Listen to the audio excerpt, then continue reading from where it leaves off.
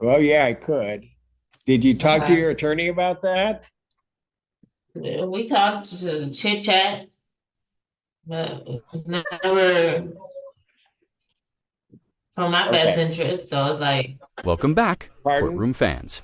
Today's drama features Teresa Johnson, facing 6 charges of assault and resisting police. Her plea deal sparks confusion, hesitation, and tension from the start.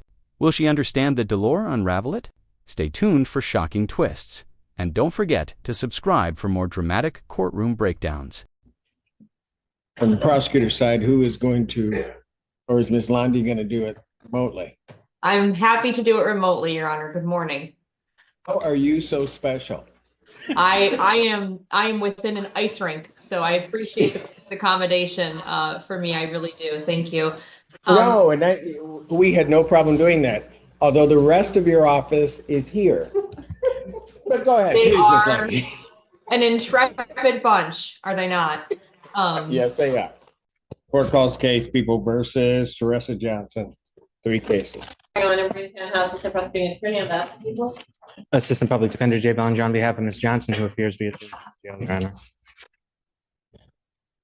Ms. Johnson, can you state your name, please? yes, sir. Teresa Johnson. All right. I have before me 3 plea forms. Is that what we're doing today? That is correct, Your Honor. I previously sent the police reports for purposes of a no contest plea. Yes. And they're all, as I understand, they're all no contest pleas. Yes, yes, Your Honor. All right. And the plea form starting in the case ending in 5152 indicates that she would be pleading no contest to the charge of the stated count of assault and battery and an added count of attempted resisting and obstructing, the assault and battery being a 93-day offense and the attempted resisting and obstructing a 1-year offense. Also on case ending in 5189, she will be pleading no contest to the same charges of assault and battery, a 93-day offense, and attempted resisting and obstructing a 1-year offense with dismissal of count 1. There was also a global agreement to 2 years probation with assessments, treatment, full restitution on all counts. To the extent that's a sentencing issue, I cannot find the sentencing judges in this case. Understood, Your Honor. So, and on the case ending in 70779, she is going to be pleading no contest to counts 3 and 4. Also, the charges of attempted resisting and obstructing the 1-year offense and assault and battery, the 93 offense, with dismissal of the felony, the 2 felonies. That is a correct recitation of the plea, Your Honor. All right. Ms. Johnson, can you raise your right hand, please? Do you solemnly swear or affirm testimony you're about to give will be the truth, the whole truth, and nothing but the truth, so help you God? Yes, sir. State your name again for the record. My name is Teresa.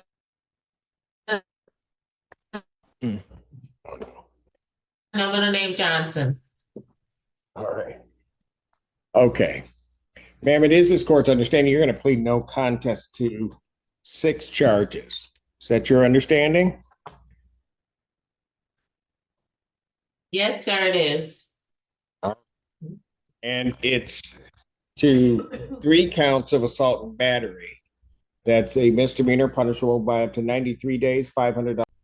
Judge Boyd halts proceedings when Johnson admits she barely understands her no contest plea. This is huge because a plea must be voluntary and informed. If the defendant doesn't fully get it, the deal could collapse. What would you do here? Accept the plea or delay for clarity? Fine plus court costs. Do you understand that? Yes, sir, I do. And also the 3 counts of attempted resisting and obstructing a police officer. That's a misdemeanor punishable by up to 1 year incarceration and a $1,000 fine plus court costs. Do you understand that? Yes, sir, I do. All right. Do you understand what a no contest plea is? Barely. Barely? Yeah. Will you explain it? Well, yeah, I could. Did you talk to Okay. your attorney about that? We talked to chit chat, but it's never for my best Okay. interest. So it's like, Pardon? Johnson admits she only agreed, hoping for time served, but now she feels it's not in her best interest. That's explosive. The courtroom tension spikes as Judge Boyd realizes she may not be ready. This contradiction raises eyebrows. Is this confusion or a clever stall tactic? Nothing. I say nothing. No, what were you saying? I said it's not for my best interest, so we just, agree to disagree.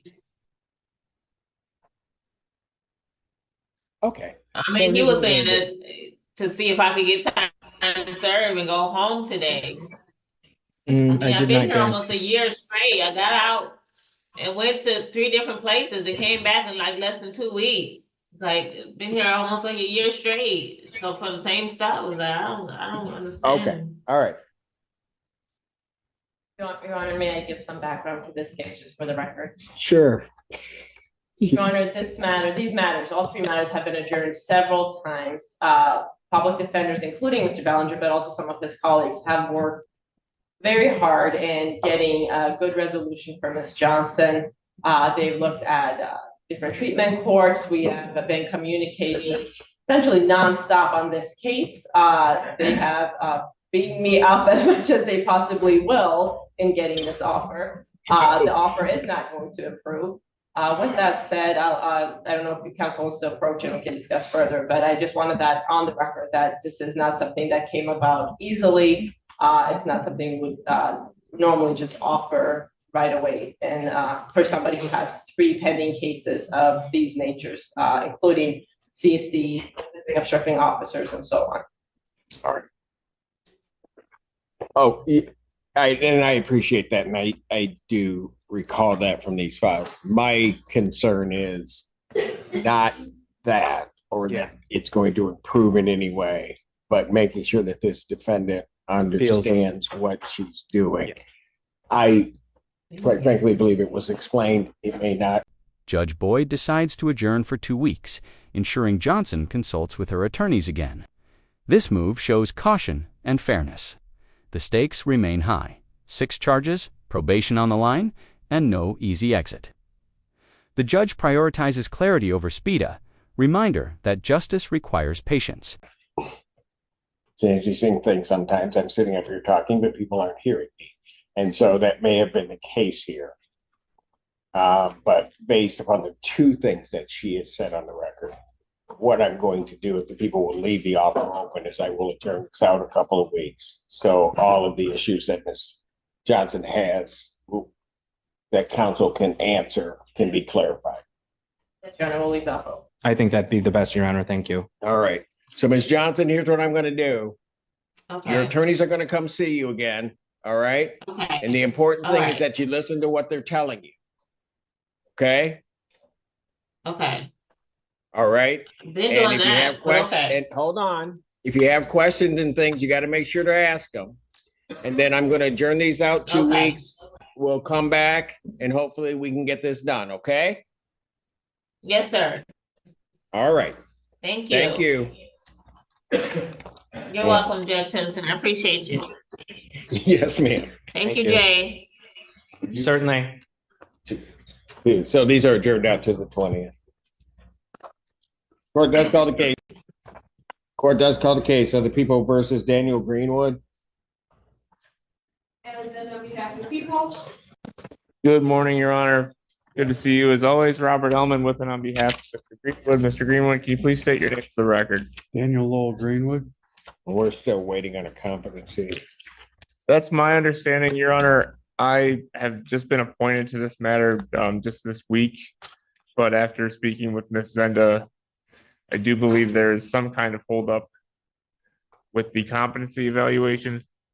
Yeah, I have a January 7th letter that they're looking at for records. That's the last communication I have. That's what the people have, Your Honor. All right. May I speak, Your Honor? No? Sure. Go for it. I am a CIA agent on record with the United States of America, and I noticed some flaws in the paperwork. Where it says arrest date and time, it says at 3 a.m., but where it says time booked, it says midnight. How was I arrested after I was booked? That's a motion for dismissal. That's all I have to say, Your Honor. And I will be pushing for wrongful incarceration. Pardon? I will be pushing for wrongful incarceration of a federal agent. Okay. Your Honor, Mr. Greenwood did discuss these things with me. I did tell him that we needed to wait for the results of the competency exam before we could move forward. On any of those issues. However, I am. And your legal assessment of that is correct. Thank you, Your Honor. You're welcome.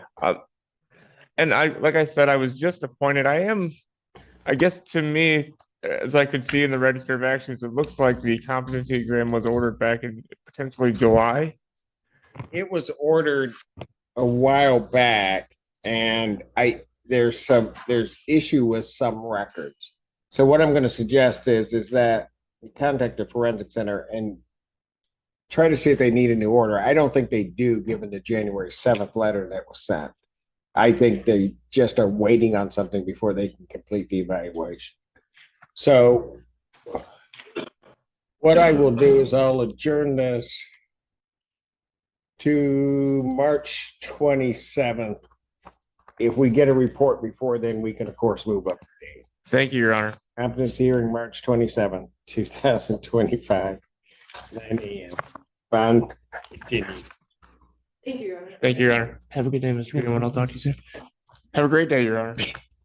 And just when you thought the drama ended, another defendant, Daniel Greenwood, claims he's a CIA agent and demands dismissal for wrongful incarceration. Unbelievable twist. Courtrooms never fail to shock us. What do you think, truth or delusion? Comment below, like this video, and subscribe for more outrageous courtroom moments.